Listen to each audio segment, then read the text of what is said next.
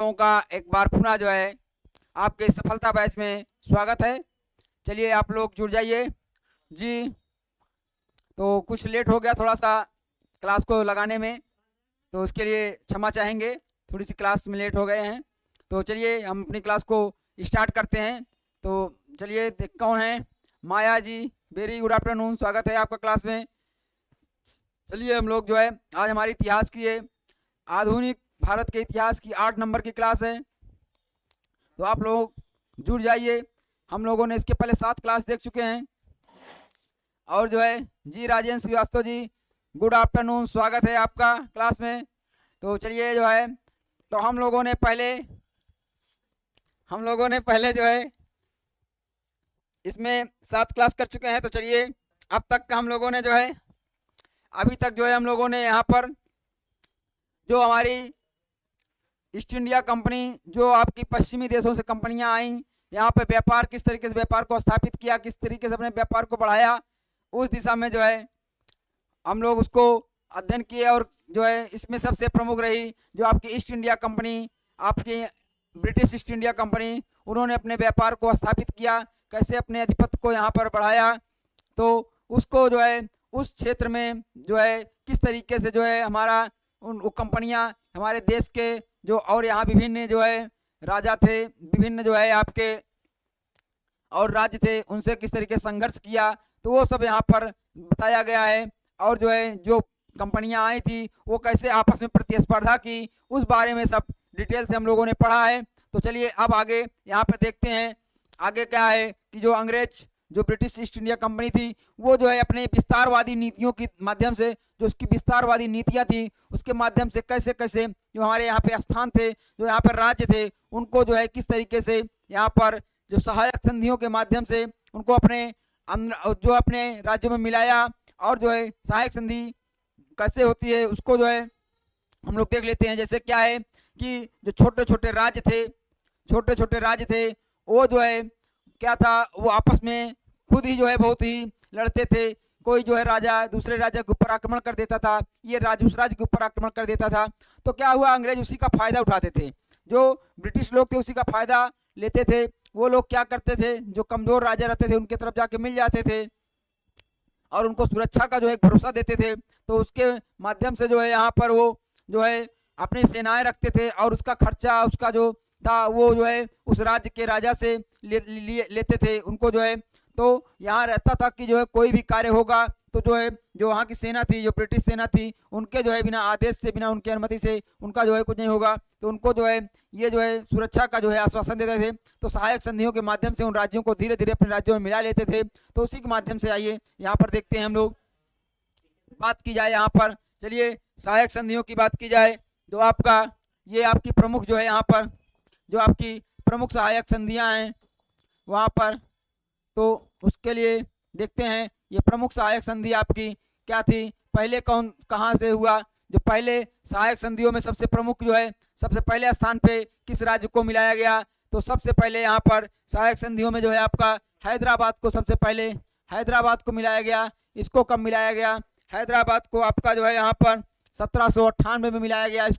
इसको जो है आपके 1798 में मिलाया गया। और दूसरा था मैसूर, दूसरा जो राज्य था मैसूर राज्य को कब मिलाया गया, तो मैसूर राज्य को आपका 1700 जो है यहाँ पर 99 में इसको मिलाया गया।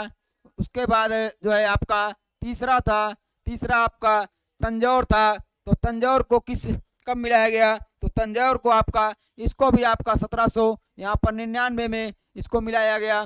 बात की जाए चौथे जो आपका अवध था, अवध को बात की जाए तो अवध को जो है यहाँ पर 1801 में जो है 1801 में इसको मिला लिया गया। बात की जाए यहाँ पर, बात की जाए पेशवा को, तो पेशवा को जो है ये पेशवा जो है आपका ये 5वां था। पेशवा को जो है 1800 यहाँ पर 1802 में मिलाया गया। बात की जाए यहाँ पर, बात की जाए बरार को, बरार या भोंसले जो थे इनको जो है आपका 1803 में मिलाया गया। ये आपके 6वें स्थान पर थे। उसके बाद बात की जाए सिंधिया को, तो सिंधिया को जो है यहाँ पर 1804 में मिलाया गया। और बात की जाए जोधपुर जो था, जो जोधपुर राज्य था, जोधपुर राज्य को आपका यहाँ पर 1805 में इसको मिलाया गया। तो ये इनका मिलाने का जो सन था और क्रम था, इस अनुसार जो है इनको सबको राज्यों में मिलाया गया। और सहायक संधियाँ जो है, सहायक संधियों के माध्यम से इनको जो है सुरक्षा दी गई थी और धीरे धीरे इनको जो है सहायक संधियों के माध्यम से यहाँ पर इनको मिला लिया गया। तो ये राज्य थे इस तरीके से। जी बताइएगा माया जी, बताइएगा राजेंद्र जी, आप लोगों तक आवाज़ पहुँच रही है? एक बार बताइएगा, आप लोग कुछ बोल नहीं रहे हैं। तो चलिए हम लोग आगे देखते हैं। आपका यहाँ पर जो है, तो आपको उम्मीद करते हैं समझ में आया होगा। ये जो है आपका जो प्रमुख सहायक संधि थी, इसमें पहले हैदराबाद को, फिर जो है मैसूर को, फिर जो है आपका तंजौर को, फिर अवध को, उसके बाद पेशवा को, फिर बरार के जो भोसले थे उनको, फिर जो है ग्वालियर के सिंधिया थे, फिर जोधपुर जो था वहाँ पर इन राज्यों को जो है सहायक संधि के माध्यम से जो है किया गया। तो चलिए नेक्स्ट देखते हैं। नेक्स्ट है आपका, नेक्स्ट देखिएगा, समझ में आ रहा है? ये समझ में आ रहा है आप लोगों को? तो चलिए इसमें देखा जाएगा जो लॉर्ड विलियम बेंटिंक थे, लॉर्ड विलियम बेंटिंक ये कब से कब गवर्नर रहे? तो गवर्नर जनरल ये जो है, ये आपके बंगाल के गवर्नर जनरल, क्या कहा जाए, बंगाल के, ये आपके कब रहे? ये आप 28 से 30 तक बंगाल के जो है आपके गवर्नर जनरल रहे। और जो है ये, और बात की जाए आपके जी 1800, ये देखिए 1834 में प्रथम जो है भारत का प्रथम गवर्नर जनरल को बनाया गया। भारत के प्रथम जो है गवर्नर जनरल ये बनते हैं 1834 में। तो जी 1834 में भारत का प्रथम गवर्नर जनरल आपके लॉर्ड विलियम बेंटिंक जी को बनाया जाता है। तो चलिए आगे देखते हैं लॉर्ड विलियम बेंटिंक ने क्या किया। ये कुछ बहुत ही महत्वपूर्ण कार्य किए। लॉर्ड विलियम बेंटिंक राजा राम मोहन राय के प्रयासों के द्वारा जो है, राजा राम मोहन राय के द्वारा जो प्रयासों के द्वारा लॉर्ड विलियम बेंटिंक के समय ही सती प्रथा का अंत जो है आपका यहाँ पर 1829 में किया गया था। 1829 में जो है सती प्रथा का यहाँ पर अंत कर दिया गया। सती प्रथा और जो है बालिका शिशुवध को समाप्त करने का प्रयत्न समाप्त किए इन्होंने। और क्या किया इन्होंने, और जो है इन्होंने उसके साथ साथ यहाँ पर देखिएगा, उसके साथ साथ ठगी प्रथा का अंत किया इन्होंने। ठगों के विरुद्ध जो है इन्होंने कार्रवाई की और जो है यहाँ पर कार्रवाई के लिए जो है कैप्टन जो है इसमें स्लीमैन की नियुक्ति की। यहाँ पर ठगी प्रथा के लिए इसके विरुद्ध जो है यहाँ पर कैप्टन स्लीमैन की जो है नियुक्ति की। और क्या कहा जाए इन्होंने, और क्या किया इन्होंने, तो उसके बाद इन्होंने जो अफीम के व्यापार को नियमित एवं अनुपवित्र करके केवल मुंबई और जो है मुंबई जो बंदरगाह था से ही जो है निर्यात की अनुमति दी। जी जो अफीम का व्यापार जो था उसको नियमित करके जो है उसको यहाँ पर केवल मुंबई बंदरगाह से जो है निर्यात करने की अनुमति प्रदान की। बात की जाए इन्होंने जिस तरीके से इनके पूर्व के जो गवर्नर जनरल थे, जैसे अभी हम लोगों ने बेलेजली को देखा जो है, तो उनके अलावा जो है आपकी जो ये थे, जैसे बात की जाए इन्होंने क्या किया, जो भारतीय रियासतें थी उनके साथ जो है भारतीय रियासतों के प्रति जो है जो यथासंभव तटस्थता की नीति थी। तटस्थता मतलब कहा जाए कि जो वहाँ पर तटस्थता मतलब कहा जाए कि जिस प्रकार से जो है जो राज्य उनका जिस तरीके से शासन और जिस तरीके से उनकी सीमा का जो है थी, वो अपने अनुसार जो है अपने क्षेत्र का शासन करते रहेंगे। वो अपने क्षेत्र का विस्तार नहीं करेंगे और जो है ना उनको किसी भी प्रकार के जो है उनको बाधित किया जाएगा, ना उनको परेशान किया जाएगा। तो ये जो है तटस्थता होता है। तो कहने का मतलब है कि वो अपने सुचारू रूप से अपने शासन चलाएं, उसमें कोई हस्तक्षेप करने का जो है इनकी योजना नहीं थी जो आपके विलियम बेंटिंक थे। तो आगे हम लोग देखते हैं, आगे बात की जाए 1831 ईस्वी में जो है मैसूर का तथा जो है यहाँ पर 1834 में जो आपका कुर्ग तथा कछार का जो था अंग्रेजी साम्राज्य में विलय हो गया। जो उसमें मैसूर और जो है कुर्ग था उसको जो है मैसूर को, इसमें बात की जाए तो मैसूर को आपके 1831 में मैसूर को तथा 1834 में जो कुर्ग का कछार क्षेत्र था ये जो है कुर्ग और कछार क्षेत्र, इसको अंग्रेजी साम्राज्य में मिला लिया गया। तो ये रहा। और आगे इसमें देखा जाए, और आगे विलियम बेंटिंग क्या क्या था विलियम बेंटिंग के समय, इसमें देखा जाए तो जो निजाम जो है यहाँ पर निजाम नसरुद्दौला थे, नसरुद्दौला के जो है कहने पर जो है हैदराबाद से अंग्रेज जो है अधिकारी को जो है वापस बुला लिया गया। ये जो है इनके समय में हुआ था। तो यहाँ पर जो है ये विलियम बेंटिंग के कुछ प्रयास थे, इनके समय में कुछ महत्वपूर्ण कार्य किए गए थे, इसको पूछा जाता है। इसमें सबसे महत्वपूर्ण बात यह है कि जो है ये बंगाल का गवर्नर जनरल कब था, तो उसके बाद ये भारत का प्रथम जो है गवर्नर जनरल बनाया गया। इसमें ये बात पूछा जाता है, इसमें ये बात पूछी जाती है कि आपका भारत का प्रथम गवर्नर जनरल कौन था। तो प्रथम गवर्नर जनरल आपके लॉर्ड विलियम बेंटिंग थे।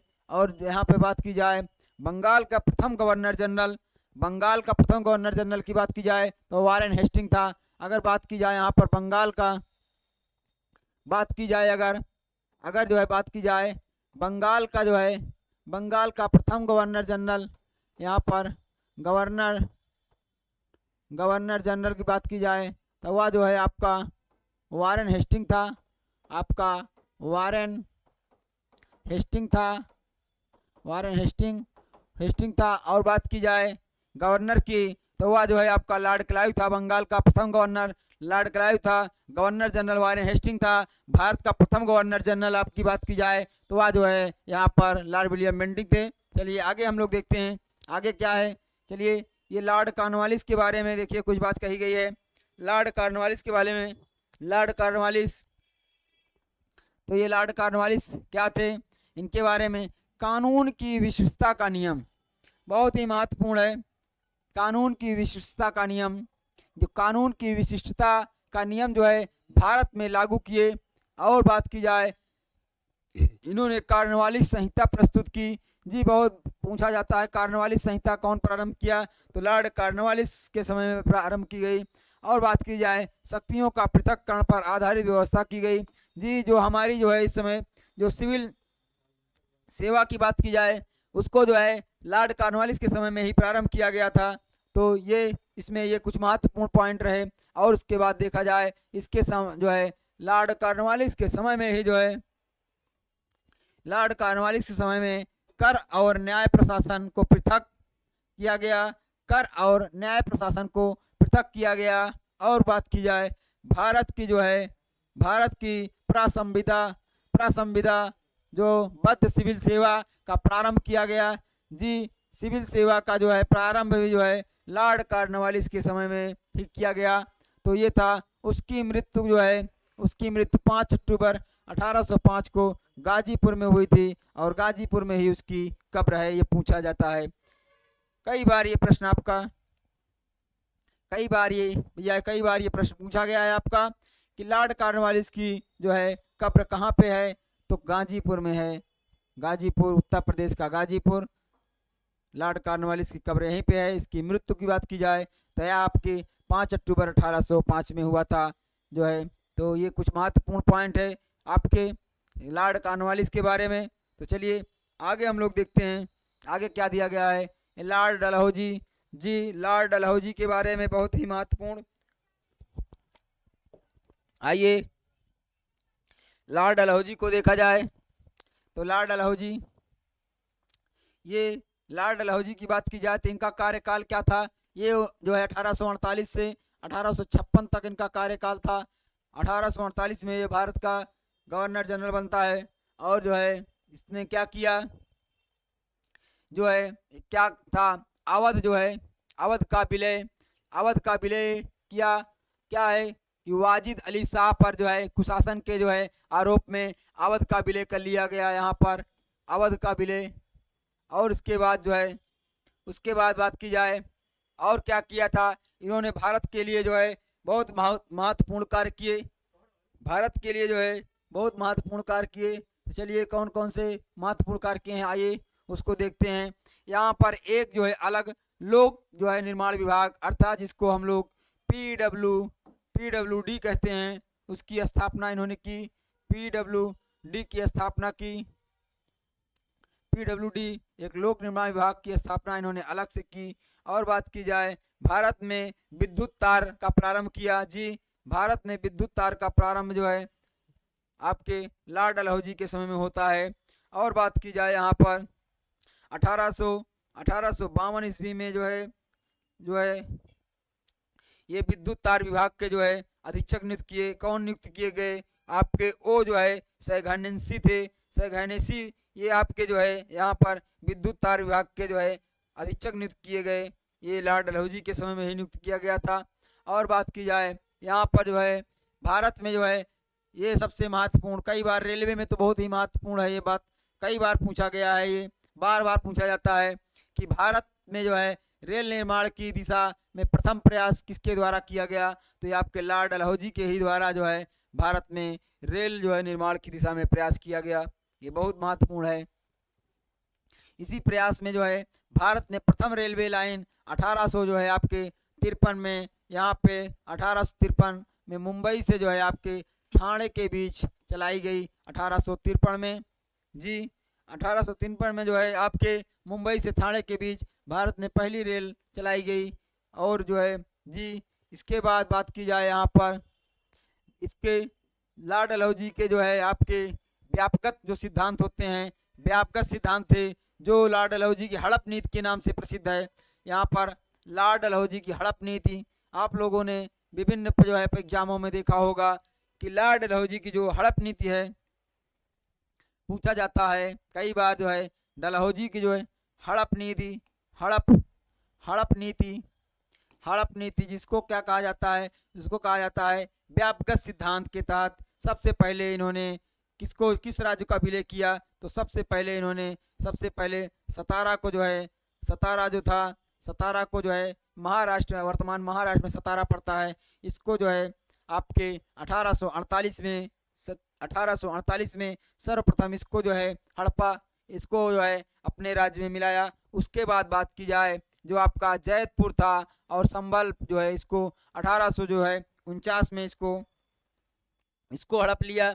उसके बाद बात की जाए, उसके बाद यहाँ पर बात की जाए आपका ये है आपका जो बघाट है, ये 1850 में। बघाट के बाद जो है आपका उदयपुर की बात की जाए, उदयपुर को 1852 में। और बात की जाए यहाँ पर झांसी और जो है नागपुर को 1854 में जो है इन्होंने हड़प लिया। बात की जाए करौली को जो है 1855 में जो है मिलाया। ये जो है जो यहाँ पे बात की जाए व्यापक प्रस्ताव कोर्ट ऑफ जो है आपका डायरेक्टर्स द्वारा अस्वीकृत कर दिया गया। बाद में जो है इसको अस्वीकृत कर दिया गया। तो ये आपके बहुत ही महत्वपूर्ण पॉइंट रहे। नहीं दिख रहा है क्या भाई? ये दिख नहीं रहा है, ज़्यादा जो है इसका जूम हो गया है। इधर देखिएगा पूरा दिख रहा है, इधर पूरा दिख रहा है आप लोगों को? चलिए देखते हैं, थोड़ा सा इसको हल्का कर देते हैं, कम कर देते हैं, उधर बाहर ज़्यादा चला गया था। चलिए ये है आपका, तो ये जो है आपके जो है, चलिए देखते हैं।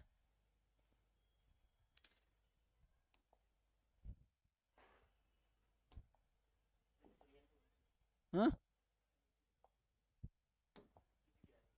चलिए ये हो गया आपका। तो इसको थोड़ा सा जो है जूम कम कर दिया गया है, बाहर चला गया था यहाँ आपका। फिर से देख लीजिए इतना, एक बार इसको थोड़ा सा ये वाला देख लीजिए, थोड़ा सा जो आपका डलहौजी वाला जो है जो हड़प नीति वाला था, इसको एक बार फिर से देखते हैं।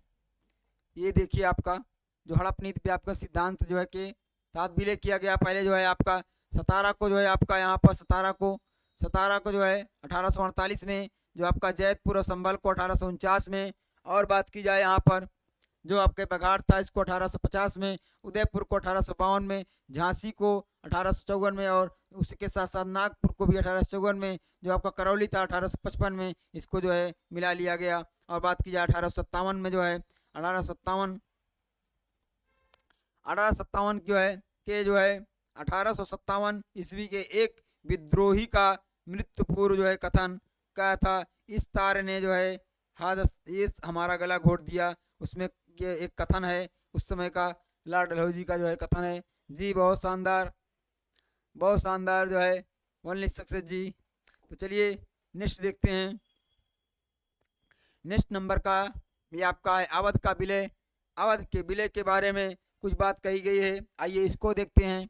ये क्या है, 1854 में जो है 1854 में जो आपके जो इसली मैन के जो है स्थान पर जो है जेम्स आउटरम आते हैं। वो अवध में जो है ब्रिटिश रेजिमेंट को नियुक्त किया गया जेम्स आउटरम के नेतृत्व में। तो आउटरम क्या है, आउटरम का जो है इसी के जो है रिपोर्ट को अवध के अधिग्रहण का आधार बनाया गया और जो है 7 फरवरी आपके 1800 जो है 56 को जो है अवध को मिला लिया गया। इन्होंने अवध को कुशासन के जो है अवध को जो है जो है आपका कुशासन के कारण जो है इसका विलय किया गया। तो ये जो है बात बताई गई है अवध के बारे में जी। कब मिलाया गया, 7 फरवरी 1856 में अवध का जो है विलय कर लिया गया जो। तो ये जो है यहाँ पर ये पॉइंट दिया गया है। तो चलिए यहाँ पर देखते हैं और आगे क्या दिया गया है।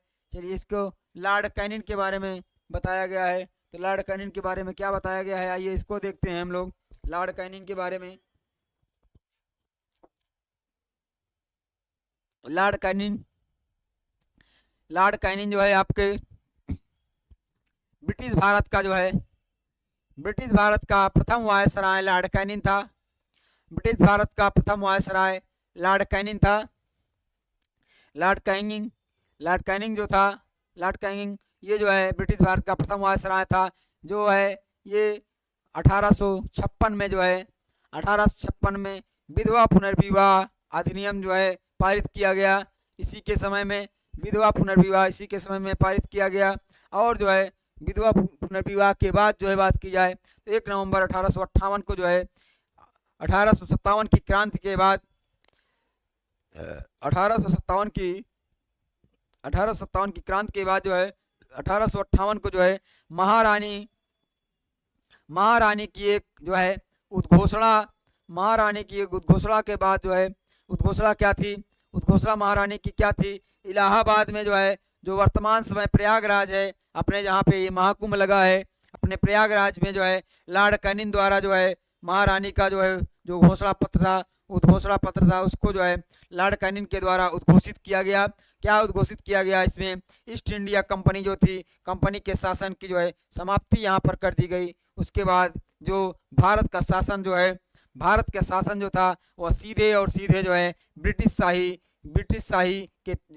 शाही ताज था उसके अधीन हो गया 1858 से के अंतर्गत जो है लाए जाने वाले घोषणा जो है उसमें किया गया जो है इसके ब्रिटिश शाही फरमान के द्वारा।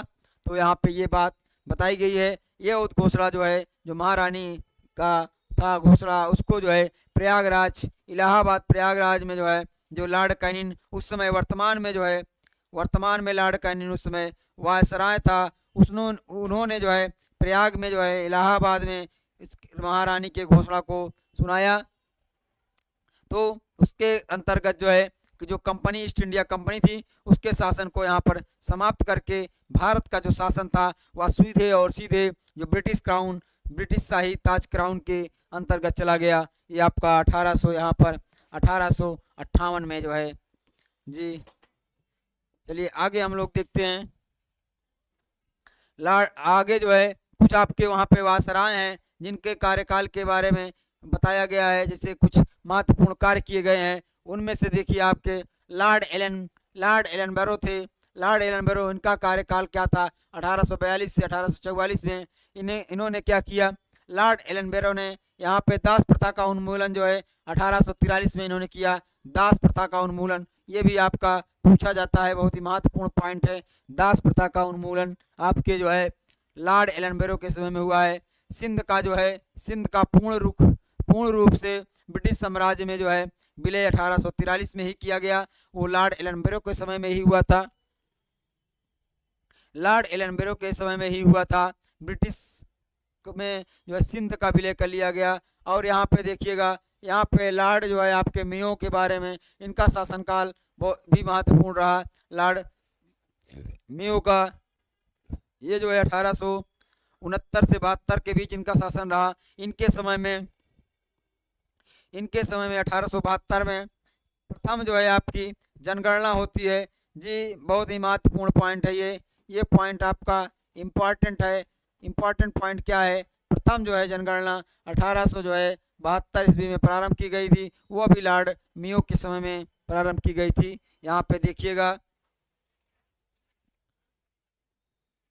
यहाँ पे इनकी जो है लॉर्ड जो है आपके मेयो की हत्या की गई थी। लॉर्ड मेयो की हत्या किसके द्वारा की गई थी? शेर अली जो है आपके शेर अली अफरीदी के द्वारा जो है शेर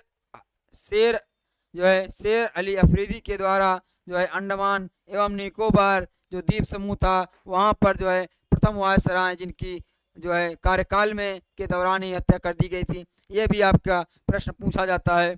ये भी पॉइंट बहुत ही महत्वपूर्ण है, इसको भी आप लोग ध्यान में रखिएगा। बहुत ही महत्वपूर्ण पॉइंट है, पूछा जाता है आपका कि कौन सा जो है आपका कौन सा वायसराय था जिसकी जो है कार्यकाल के दरमियान ही उनकी जो है क्या कहते हैं उनकी हत्या कर दी गई थी। तो वो कौन थे? आपके लॉर्ड मेयो थे।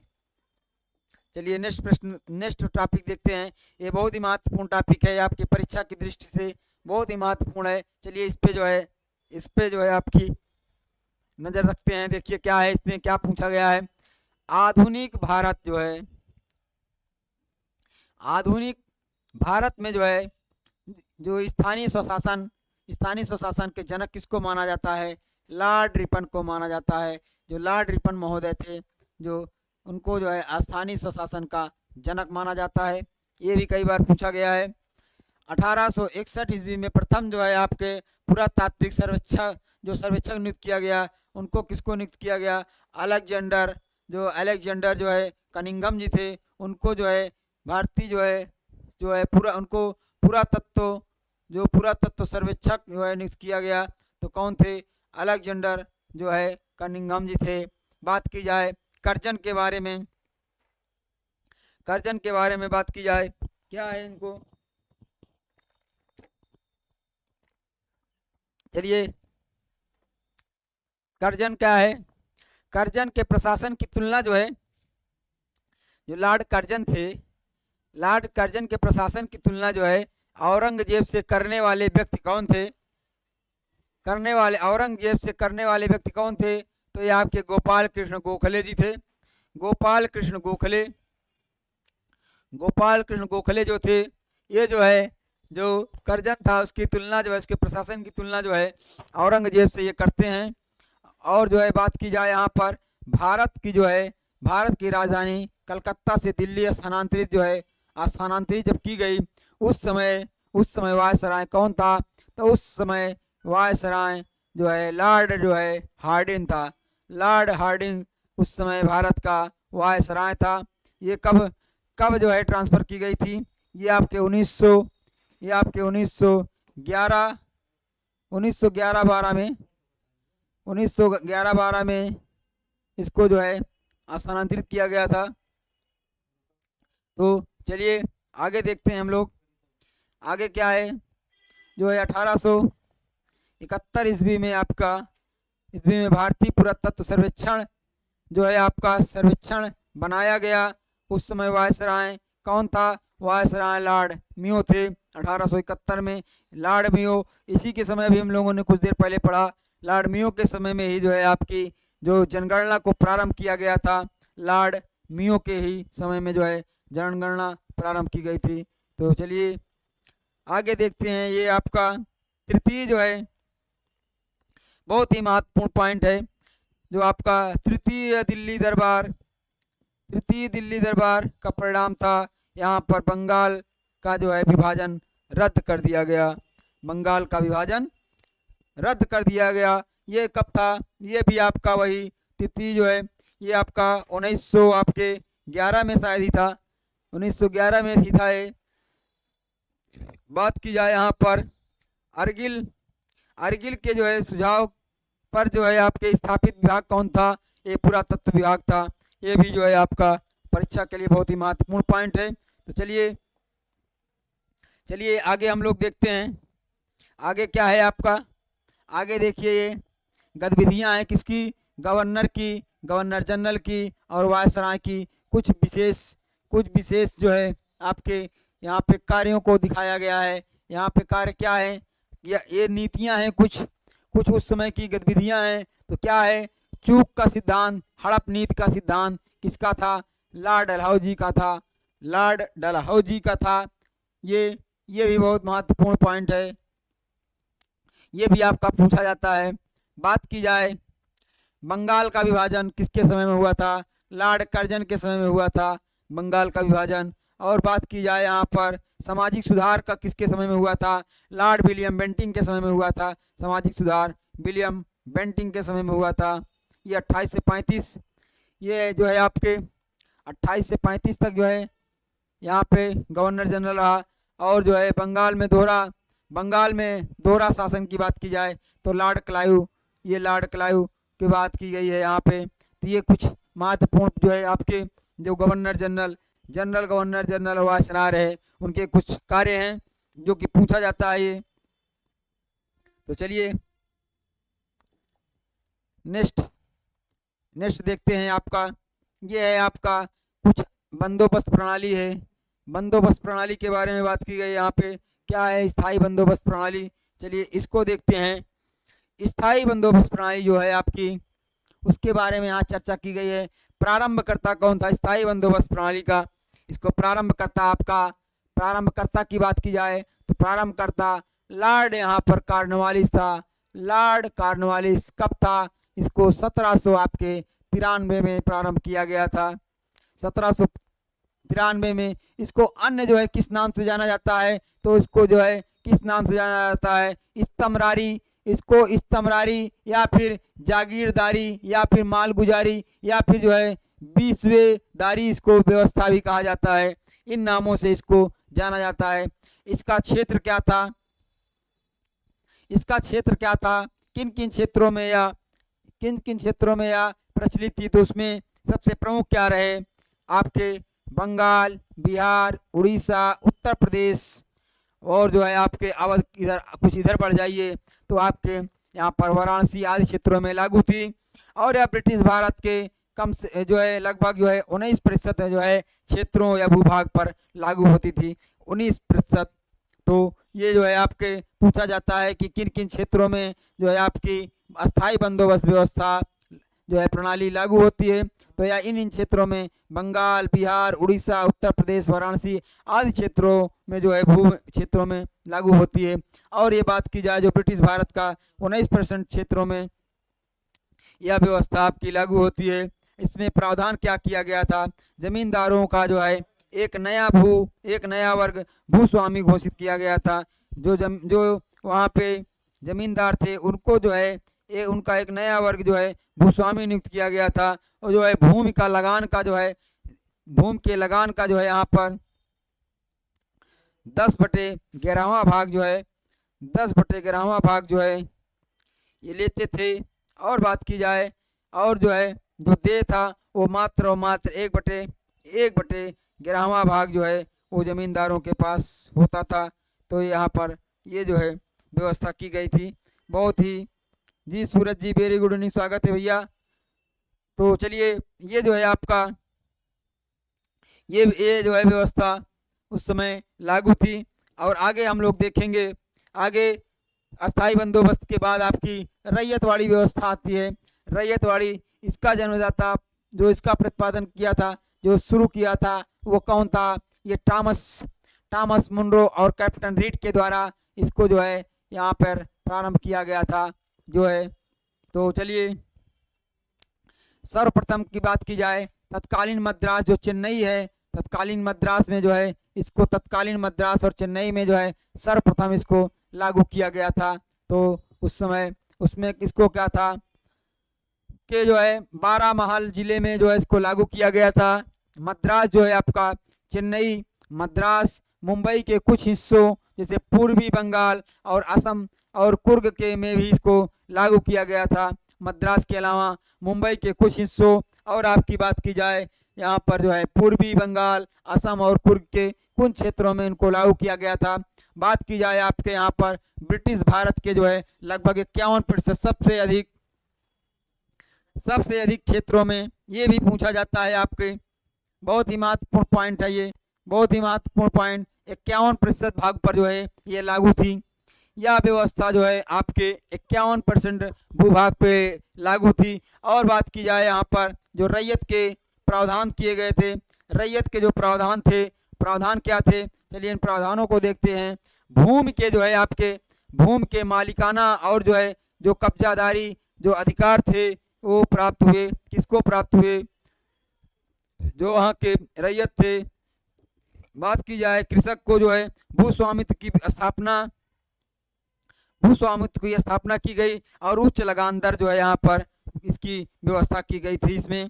तो ये जो है कुल मिलाकर सबसे महत्वपूर्ण पॉइंट इसमें देखा जाए तो आपका जो है ब्रिटिश भारत के जो है 51% भाग पर ये लागू थी। और किन किन क्षेत्रों में, तो ये जो है प्रथमा जो है बात की जाए तो उस समय मद्रास चेन्नई का जो है 12 महल जिला, उसमें जो है इसको प्रथम स्टार्ट में जो है इसको लागू किया गया। तो ये इसका प्रावधान था। तो चलिए आगे हम लोग और देखते हैं।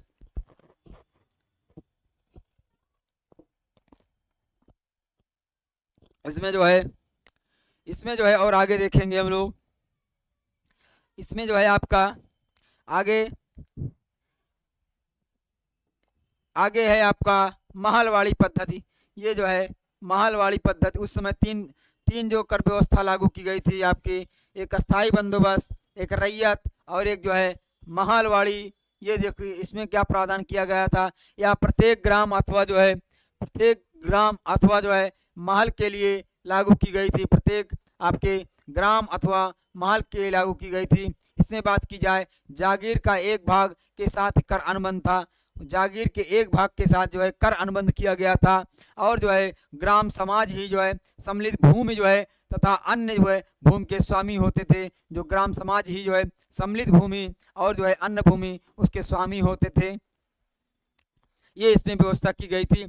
और यह बात की जाए उत्तर प्रदेश, मध्य प्रदेश, पंजाब, जिसे क्या है इसमें जो है कुछ परिवर्तनों के साथ इसको लागू किया गया था, इसको जो है कुछ परिवर्तनों के साथ लागू किया गया था। और यह ब्रिटिश भारत के 30% भूभाग पर जो है फैली थी। तो 30% भूभाग के फैली थी।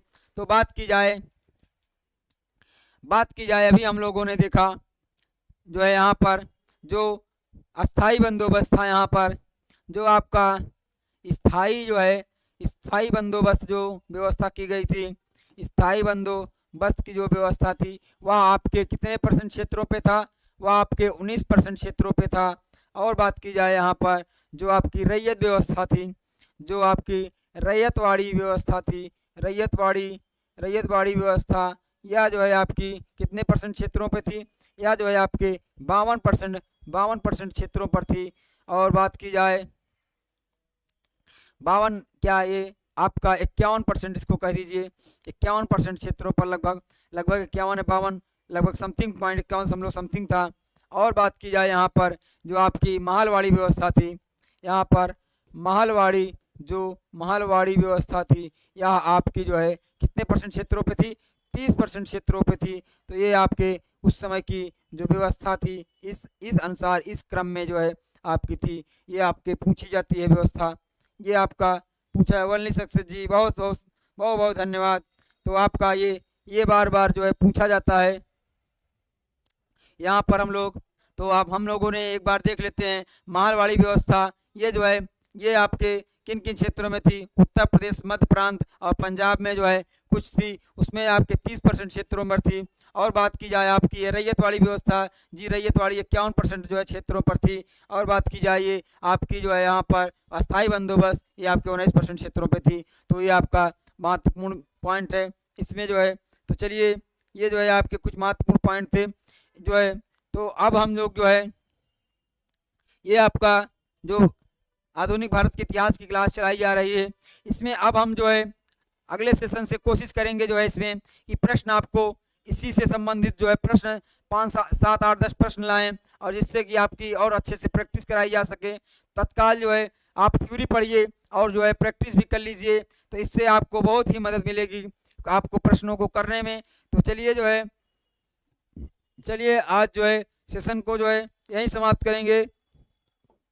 तो आपकी बात की जाए जो रेलवे के लिए हम लोगों का, रेलवे के लिए आप लोगों का जो सफलता बैच चल रहा है, रेलवे का जो है आपका जो ये आपका रेलवे का जो है रेलवे आपके जो ग्रुप डी और जो है आपके बात की जाए यहाँ पर एनटी जो है आपके पीसी का जो है ये सफलता बैच जो चल रहा है, जो आपका ये आपका सफलता बैच जो यहाँ पर चल रहा है ये बहुत शानदार तरीके से चल रहा है। सफलता बैच आपका बहुत शानदार तरीके से चलाया जा रहा है। इसमें सभी क्लासेस जो है आपके समय से चल रही हैं, जो आपकी सभी क्लासेस हैं वो जो है आप इसमें सभी क्लासेस आपकी जो है यहाँ पर 11 AM से आपकी यहाँ पर रीजनिंग चलती है, यहाँ पर रीजनिंग चलती है। और जो है उसके पश्चात जो है आपकी 12 PM से यहाँ पर 12 PM से आपकी यहाँ पर साइंस चलती है। उसके पश्चात यहाँ पर आपकी मैथ की बात की जाए तो आपकी जो है 1 PM से आपकी यहाँ पर 1 PM से आपकी मैथ चलती है, यहाँ पर मैथ चलती है। और बात की जाए 2 PM से आपकी जीएस चलती है, जिसमें यहाँ पर मॉडर्न हिस्ट्री चल रही है। मॉडर्न जो है आपकी हिस्ट्री चल रही है, तो मॉडर्न हिस्ट्री आपकी चलाई जा रही है यहाँ पर। ये आपकी जो है प्रमुख जो है आपकी क्लासेस हैं। तो सफलता बैच की आप लोगों का जो है जिस तरीके से इसमें सहयोग मिल रहा है, बहुत बहुत आप लोगों का आभार है। तो चलिए इसी के साथ अभी आपकी शाम को जो है यहाँ पे 4 बजे जो शाम की जो है 4 PM पर जो है आपकी जो 4 PM पर जो है आपकी यहाँ पर अभी भूगोल की क्लास चलेगी। भूगोल की क्लास यहाँ पर भूगोल की क्लास चलेगी। उसके बाद जो है भूगोल की क्लास यहाँ पर भूगोल की क्लास चलेगी। और आपकी जो है 6 PM पर जो है यहाँ पर जो 6 PM पर आपकी संविधान की आपकी यहाँ पर संविधान की जो है क्लास चलेगी। और संविधान में सबसे महत्वपूर्ण है कि आपका संविधान में यहाँ पर आपका NCERT के क्वेश्चन MCQs NCERT के जो है यहाँ पर MCQs आपके कराए जा रहे हैं। NCERT के MCQs आपके कराए जा रहे हैं, बहुत ही महत्वपूर्ण है। इसको आप लोग इस क्लास में जुड़िए और इसको आप प्रैक्टिस करिए, बहुत ही महत्वपूर्ण है आप लोगों की क्लास है। तो चलिए जो है इसी के साथ जो है अपने सेशन को यहीं समाप्त करेंगे। तो चलिए बहुत बहुत धन्यवाद, थैंक यू। जय हिंद, जय भारत, जय रेलवे ग्रुप डी। बहुत बहुत धन्यवाद, थैंक्स।